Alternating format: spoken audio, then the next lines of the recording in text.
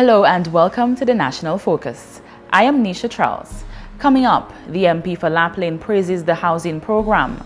The NTRC donates to ICT knowledge expansion, and the contract has been signed for the rehabilitation of the Rosalie Grand Fond Link Road. Stay tuned for details of these and other stories after this.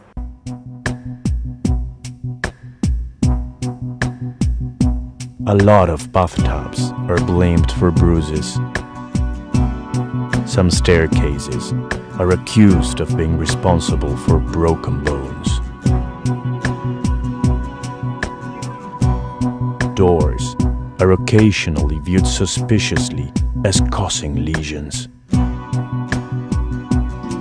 A high percentage of tables are accused of producing bleeding or trauma.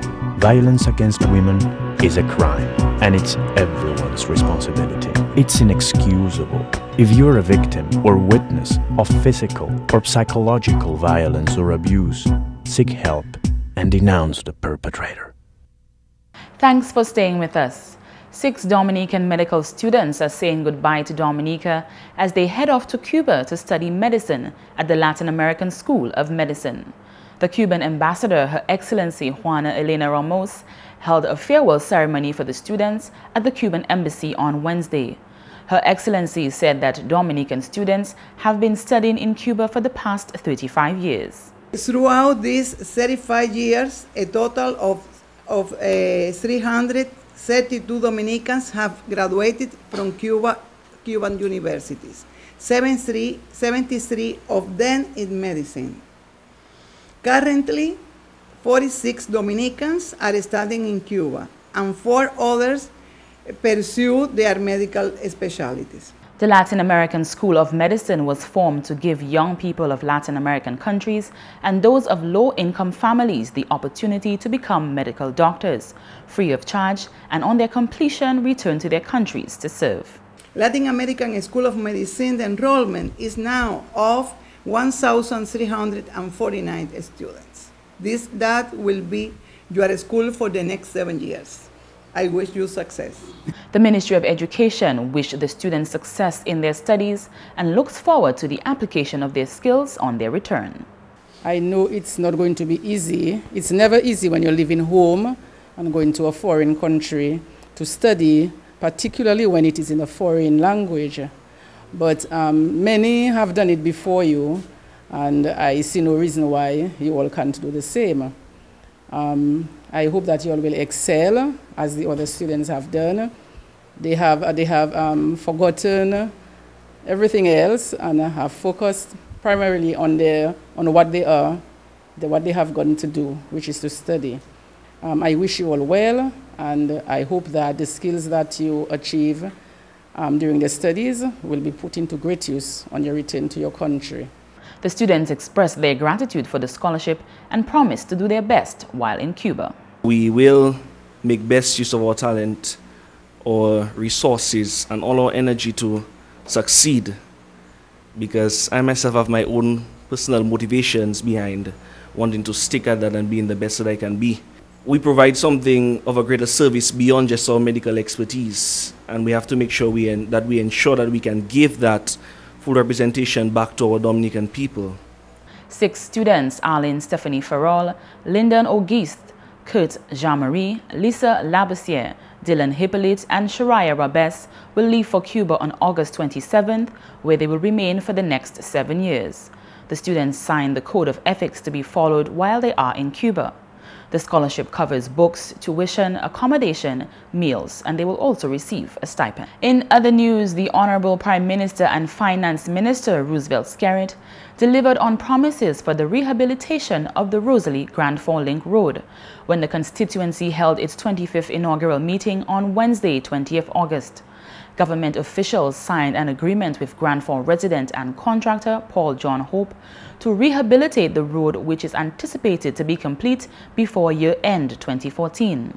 The nation's leader addressed Wednesday's ceremony, noting the perseverance of the constituency's parliamentary representative. We just saw the signing of the main road, the contract for the main road. And Ivo Stephenson sat in cabinet on Monday and he said, look, gentlemen, look, we're coming to this council inauguration. And we can't come and tell the people that we will fix the roads for them.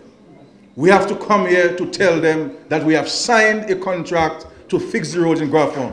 And it is because of Ivo Stephenson's representation, we have signed this contract tonight, because he told me under no circumstances that he will come here and say, well, next week, next month, next year, and so forth, that road is too bad.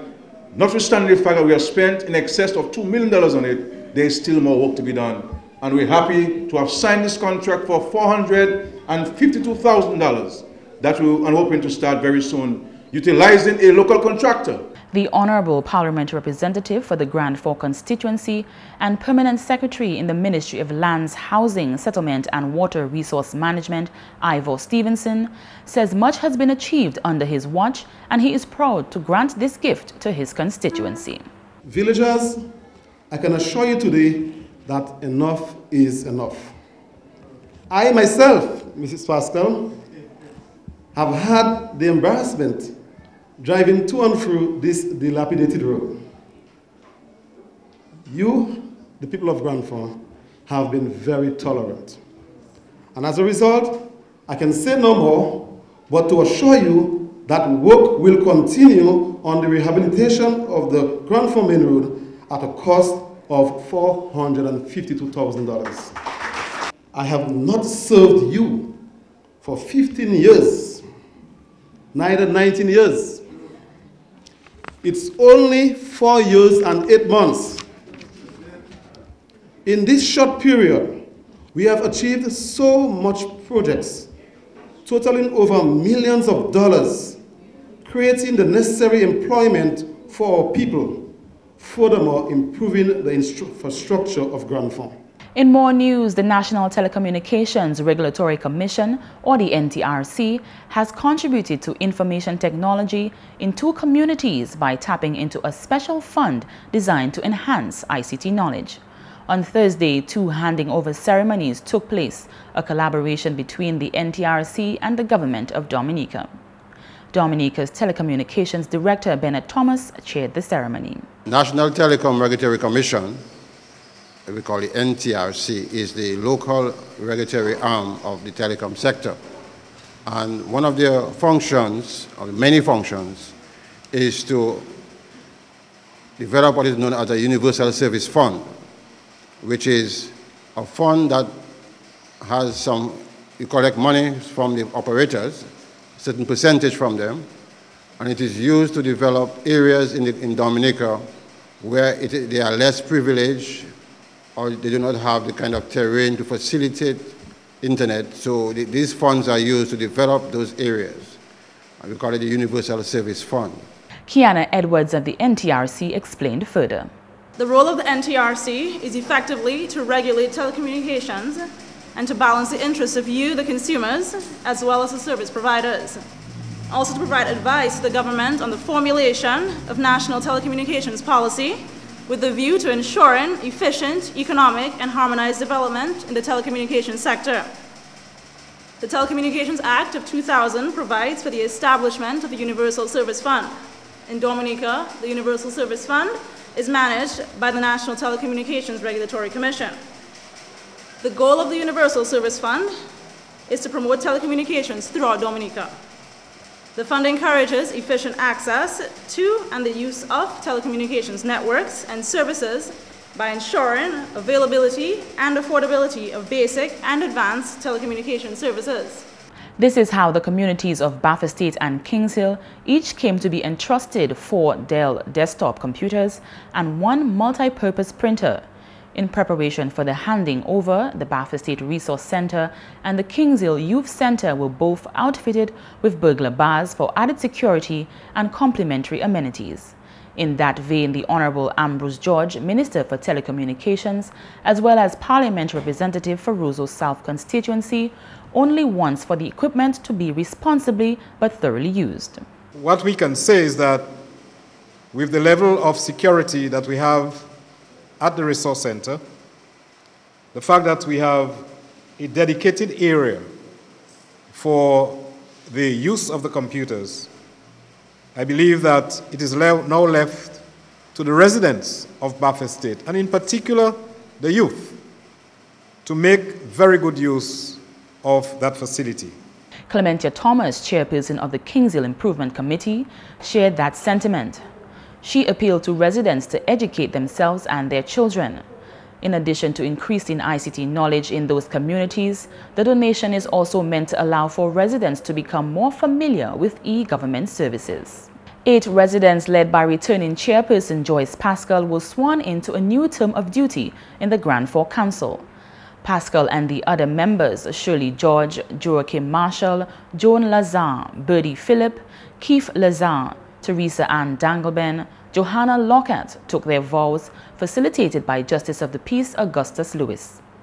Among those witnessing the swearing-in were Dominica's President, His Excellency Charles A. Savre, and Mrs. Savre.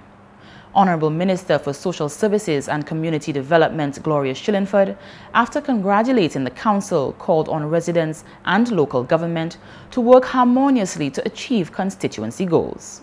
I wish at this juncture, though, to highlight the role of the local government. We have our commissioner there, and the commissioner, did I call on you and your staff, always willing to work with the village council. Fail not to call on them. Fail not to call on the ministry so that we can continue to help you in whatever way we can.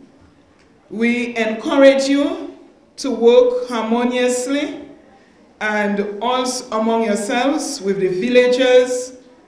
The villagers, once you do not let them feel that you are the boss, but they can work together with you, all will be well. Continue to work with your PANREP, and much more will come to you. The Grand Fork Village Council was first inaugurated in 1968. GIS will bring you more from the Grand Fork Village inaugural meeting in tomorrow's newscast. The Honorable Parliamentary Representative for the La Plaine constituency, Peter Saint-Jean, is satisfied with the progress of the housing program in his constituency. Addressing the House of Parliament last month, Saint-Jean reported that the renovation and sanitation component of this program has been positively impacting the lives of his constituents. Honorable Austri, reality is we have not got any new houses on a large scale. We do not have land where we could build a housing scheme or petrocasa, but you have addressed in a proactive manner the whole issue of the renovation and sanitation of the people.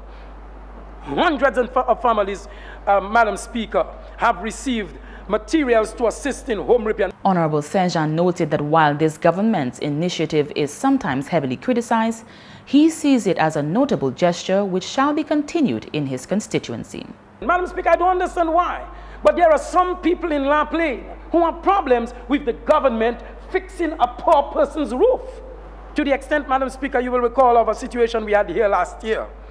But Madam Speaker, as I speak this morning, the good news is no less than 58 people are receiving housing assistance in Dalis, Boetica, La Plaine, Laron, and Casgory. And Madam Speaker, this is not because we are on the eve of an election, because it started back in 2005, and we continue.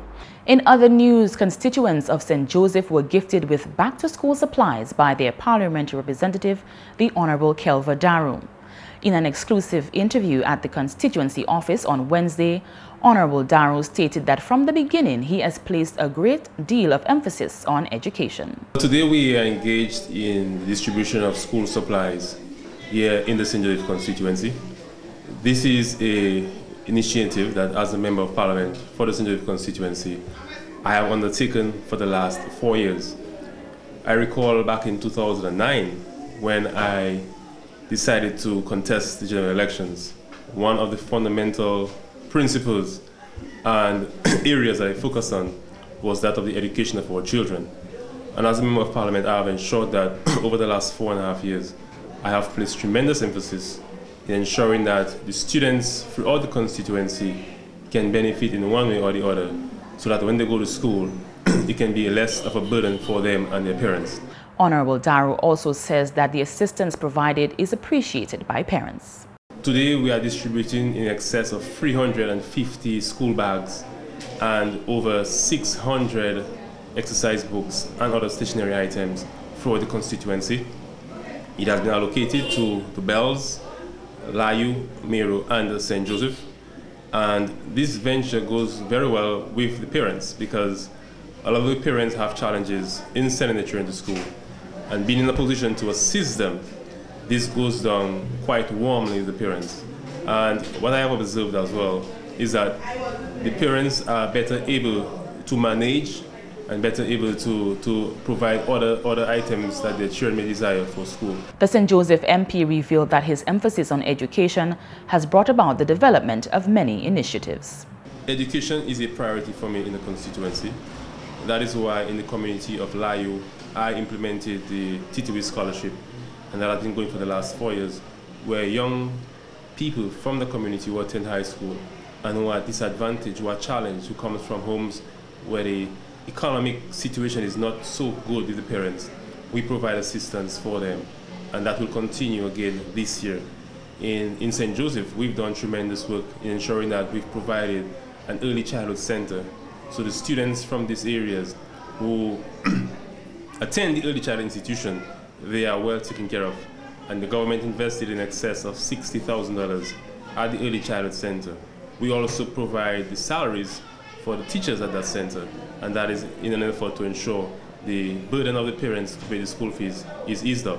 Honorable Daru went on to describe some of the various ventures enacted by the Labour Party administration to enhance the quality of education for students in that area.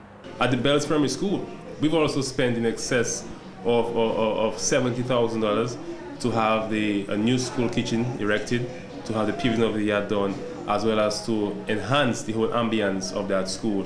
And every school within my constituency has received assistance. Right here again in St. Joseph, the St. Joseph Seventh Adventist School, at the graduation ceremony in June of this year, the power rep made available to the school a check of $13,000 so that the school could procure new furniture. We've also assisted with computers at the school. And come September, we will be paying the salary of one of the teachers, a new teacher, because the school was short of a teacher. So we'll be paying the salary of that teacher under the National Employment Program. And this is a promise I made to the school at the graduation ceremony, and this is a promise that I will be keeping to the school. GIS will bring you more on that story in a subsequent newscast. And that's the English news. McPherson St. Luce is next with the Creole highlights. Allô tout le monde, bienvenue à cette nouvelle en créole. Non, moi, c'est McPherson St. Luce. Premièrement, compagnie NTRC en collaboration avec le ministre Telecoms fait présentation ordinateur par comité de développement la Coudoué Jardin. Présentation pour délivrer ces ordinateurs-là prend place en Buffett State Community Center bon matin. Membre parlement Honorable Ambrose George délivre l'adresse où là cet équipement l'a présenté. Nous avons donné computer avec un printer pour servir Buffett State. Nous avons le Buffett State Community Development Committee qui est responsable pour Resource Center avec UK responsable pour manager ces computers avec printer.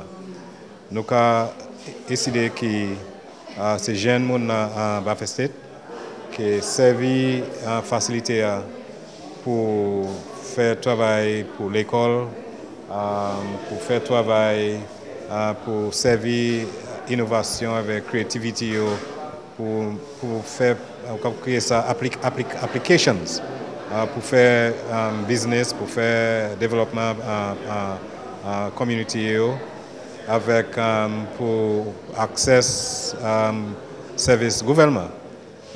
Si vous voulez faire une application pour un certificat, pour un beau certificat, pour si vous voulez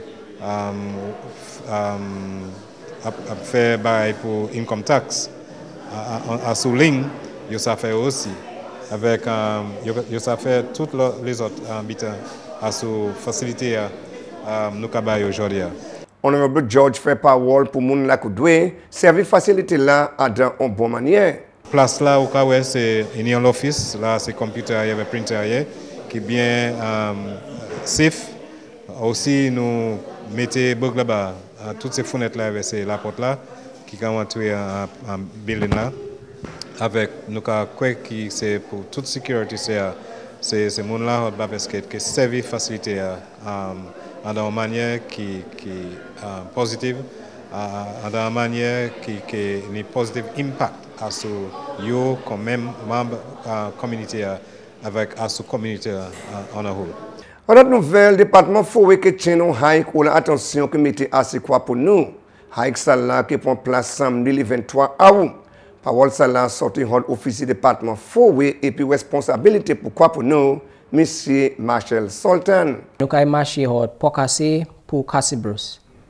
And moun qui veut venir assis avec ça là ka semblé à Botanical Gardens à 6h et moun qui a sorti hors Maho Portsmouth c'est place ça là ça arrive côté National Bank pour 6h30 et nous ka pour une voiture et nous ka pour casser pour nous ka marcher hot pour casser pour Cassibros. Moun ça expecté hommage qui ka fond c'est moun ka abusé pourquoi pour là yo ka nous avons éduqué les gens quoi pour là et tout ça nous avons fait pourquoi pour là. Status là actuellement nous passons de autant actuellement. Mais l'année ça là nous travaillons à un special project. So après fini nous dit mon ça qui a arrivé actuellement. Mais actuellement nous c'est pas ça dit ça qui a fait. En notre nouvelle constituency la plaine qui a bénéficié bien significant du projet gouvernement. Parole celle-là sorti au Parlement, honorable Peter Saint-Jean. Et on ces projets-là qui a bénéficié de constituency-là, c'est l'honorable Saint-Jean, c'est National Employment Program. Plusieurs d'autres aspects, ministre Saint-Jean mentionné, c'est agriculture, développement, infrastructure et puis public works, bagaille, chimie, dalle, en parmi d'autres. Health center, rehabilité, qui a coûté autant l'argent, l'occasion, trainement agriculture, et puis travail qui a continué à ces stations police, tout cas vous avez attention à honorable Saint-Jean. Il y a un autre projet qui est autant significant, c'est le projet de l'eau d'Elis Boudica qui coûtait 3,2 millions de dollars. Et puis finalement, l'organisation Seco-Catholique Guadeloupe qui a gardé devant plus corporation et puis la Dominique. L'organisation là assisté Dominica Guadeloupe Association et puis Wiltshire qui Dominica Council Agent recevé semaine passée. Madame Sandra Meridon, c'est même organisation Secours Catholique Guadeloupe. Nous comptons venir ici pour participer à vrai déjà, puisque nous espérons que ça nous déboucher sur une collaboration qui continue à aller dans le temps et pour au moins là nous retourner pour nous dire nous vrai la Dominique, nous vrai effectivement ça verser mouna nous qui amené à venir en aide là et nous qui des relations d'échange. Si nous besoin peut-être ça c'est but à responsable moi aussi hein faire moun nous qui aider ici venir faire un petit entre en Guadeloupe venir voir qui j'en nous puisque il me semble que c'est des messages dans la réserve nous caille. Donc moi particulièrement pas connaître en toujours dans la réserve on pas connaître monde qui la réserve. Donc ça que en premier pas bon moi découvert la Dominique, découvert population aille parce que moi connaître la Dominique à travers collègue moi, il toujours parler de Dominique mais là en comptant ici dans ce jour là on voit la Dominique même ça pas loin mais en cas la réserve c'est déjà pour moi c'est là toute la source c'est là tout réseau là y. Messieurs mesdames, ça c'est tout pour nouvelle en créole pour à présent. Non moi c'est McPherson St.Luce. Au revoir. Tips on dealing with grief and loss coming up next. An unwelcomed visitor has entered our island and is seeking to cause havoc. The giant African snail may move slowly, but it rapidly destroys all in its path. Left unchecked, it can devastate our agriculture. Our farming community is at risk. In large numbers, they are unsightly. Because they may also carry a disease which affects humans, our tourism industry is threatened. If this snail is allowed to become established in our land, the consequences are frightening.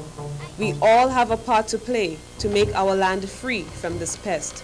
Crush the giant African snail now. DOWASCO recognizes that clean water is vital to healthy living. Therefore, it spares no effort in providing a clean, safe, and reliable system. Help keep our rivers safe and clean. Do not cut trees along the river banks, and do not pollute with garbage, human or animal feces, and chemicals. Think water, think life. It is said that the single most important factor in healing from a loss is having the support of other people. Wherever the support comes from, accept it, don't grieve alone. Taking care of yourself is another important factor. Face your feelings. Look after your physical health. The mind and body are connected. When you feel good physically, you'll also feel better emotionally. Combat stress and fatigue by getting enough sleep, eating right, and exercising. Don't let anyone tell you how to feel, and don't tell yourself how to feel either. Your grief is your own, and no one else can tell you when it's time to move on or get over it. And that's all for this edition of National Focus. We always welcome your suggestions and comments. Drop us an email at gis@dominica.gov.dm or visit our website news@gov.dm. Like us on our Facebook page, facebook.com/GIS News Dominica. You can also catch up on past National Focus newscasts on our GIS Dominica YouTube channel. On behalf of the GIS production team, I am Nisha. Thanks for watching.